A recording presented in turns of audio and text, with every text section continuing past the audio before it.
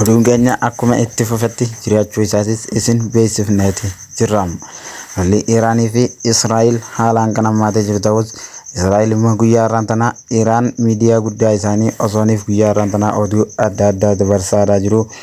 Guyyaa har'aan tana gamoon guddaan wayita haleelamutti ni mul'ata.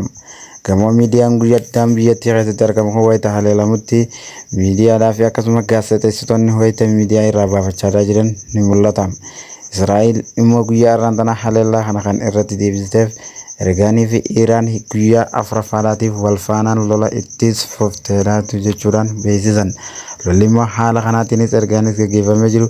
Netanaahuun pirezidaantiin Israa'el guyyaa har'aan tana iddoo buufata xiyyaaraadhaatii fi akkasumas iddoowwan dirooniin jiran mara deemuudhaan daawwannaa addaa taasisee jira. Daawwannaan inni guyyaa har'aan tana taasisaa oole kanaanis haala biyyattiin isaanii ittiin jiranii fi deebii Iraaniif kennuudha jechuudhaan beeksisaniiti turan.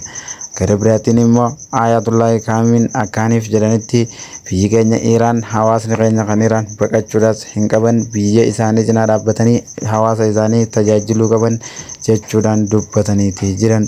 Kanneenuma kanaatiin alatti immoo pirezidaantiin Israa'el hawaasni isaanii dirooniidhaa fi akkasuma pilaastika Israa'eliitiin pilaastika Iraaniitiin kan ajjeefaman hanga gara namoota 20 ga'uu isaatis dhagahameeti jira.